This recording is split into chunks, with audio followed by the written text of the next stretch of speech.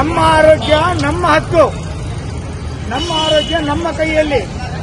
ಆದ್ಮೇಲೆ ಈ ಒಂದು ಡಿಸೆಂಬರ್ 1ನೇ ತಾರೀಕು ನಾವು ಮಾಡುವಂತದ್ದು ಏನಂದ್ರೆ ಅಂತಾರಾಷ್ಟ್ರೀಯ ಏಡ್ಸ್ ದಿನಾಚರಣೆ. ಅನಾನುಕೂಲತೆಯಿಂದ ನಾವು 6ನೇ ತಾರೀಕು ಮಾಡ್ತಾ ಇದ್ದೀವಿ. ಆದ್ರೂ ಸಹ ಇದು ಒಂದು ಸಮಾಜಕ್ಕೆ ಕೊಡುವಂತ ಒಂದು ಮೆಸೇಜ್ ಏನಪ್ಪಾ ಅಂತಂದ್ರೆ, ಒಂದು ಸುರಕ್ಷಿತವಾಗಿರ್ತಕ್ಕಂಥ ಲೈಂಗಿಕ ಕ್ರಿಯೆ ಆಗಿರ್ಬೋದು ಅಥವಾ ಒಂದು ಸ್ವಚ್ಛವಾದ ಆರೋಗ್ಯ. ಒಂದು ಸಿರಿಂಜಿಂದ ಇನ್ನೊಂದು ಸಿರಿಂಜ್ ಯೂಸ್ ಮಾಡಲಾರದೆ ಸರಿಯಾದ ರೀತಿಯಿಂದ ಆರೋಗ್ಯನ ನಮ್ಮ ಕೈಲಿ ಇಟ್ಕೊಳ್ಳುವಂಥದ್ದು ಮತ್ತು ಇವತ್ತು ನಾಳೆ ಯುವಕರು ಬಲಿಯಾಗುವಂಥದ್ದು ಯಾವುದು, ಒಂದು ಸಿರಿಂಜಿ ಮುಖಾಂತರ ಡ್ರಗ್ಸ್ ತೆಗೆದುಕೊಳ್ಳುವಂಥದ್ದು, ಅದೇ ಸಿರಿಂಜಿ ತಗೊಂಡು ಇನ್ನೊಬ್ಬರು ಡ್ರಗ್ಸ್ ತಗೊಳ್ಳುವಂಥದ್ದು. ಇದರಿಂದ ಒಂದು ರಕ್ತದ ಹನಿ, ಒಂದು ಪಾಯಿಂಟ್ ರಕ್ತದಿಂದ ಇನ್ನೊಂದರಿಗೆ ಹೋಗುವಂಥದ್ದು ಏನಾಗುತ್ತೆ, ಏಡ್ಸ್ ಹರಡುವಿಕೆ. ಇದು ಕೆಲವು ವರ್ಷಗಳಿಂದ ದೊಡ್ಡ ಹೆಮ್ಮಾರಿಯಾಗಿತ್ತು. ಆ ಜಗತ್ತಿನಾದ್ಯಂತ ಕರೋನಾ ಬರೋದಕ್ಕಿಂತ ಮುಂಚೆ ಈ ಒಂದು ಏಡ್ಸ್ ಅಂತಂದ್ರೆ ನಮ್ಮ ಸೇಂಟ್ ಪಾಲ್ ಸಮೂಹ ಸಂಸ್ಥೆ ಮತ್ತು ಸೇಂಟ್ ಪಾಲ್ ಡಿ ಫಾರ್ಮಸಿ ಕಾಲೇಜಿನಿಂದ ಡಿಸೆಂಬರ್ ತಿಂಗಳ ಏಡ್ಸ್ ದಿನಾಚರಣೆಯ ಸಲುವಾಗಿ ಏಡ್ಸ್ ಜಾಗೃತಿ ಸಮಾವೇಶವನ್ನು ಜಾಥಾವನ್ನು ಹಮ್ಮಿಕೊಂಡಿದ್ದೇವೆ.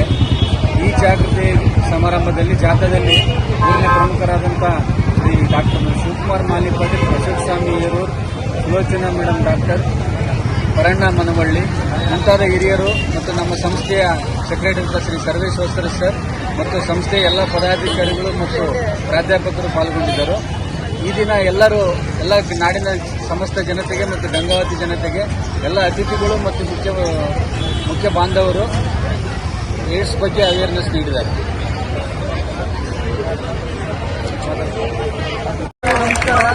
ಸೈಂಟ್ ಪೌಲ್ ಸಮೂಹ ಶಿಕ್ಷಣ ವತಿಯಿಂದ ಆಮೇಲೆ ಸೈಂಟ್ ಪೌಲ್ಸ್ ಡಿ ಫಾರ್ಮಸಿ ಕಾಲೇಜ್ ವತಿಯಿಂದ ಏಡ್ಸ್ ದಿನಾಚರಣೆ ಅಂಗವಾಗಿ ಗಂಗಾವತಿ ನಾಗರಿಕರಲ್ಲಿ ಒಂದು ಅವೇರ್ನೆಸ್ ಪ್ರೋಗ್ರಾಮ್ ಅನ್ನು ಹಮ್ಮಿಕೊಂಡಿದ್ದೇವೆ. ಇದಷ್ಟೇ ಅಲ್ಲ, ಹೆಚ್ಚಾಗಿ ಏಡ್ಸ್ ಅದರ ಪೇಷಂಟ್ಸ್ ನಾವು ನಾರ್ಮಲ್ ಆಗಿ ನೋಡಬೇಕು. ಹಾಗೂ ಅವರ ಮಕ್ಕಳೇನಿರ್ತಾರೆ ಅವ್ರಿಗೂ ಸಮಾಜದಲ್ಲಿ ಸಮಾನತೆಯಿಂದ ನೋಡಿ ಅವರಿಗೂ ಸಲ್ಲತಕ್ಕಂಥ ಗೌರವವನ್ನು ಸಲ್ಲಿಸಬೇಕು.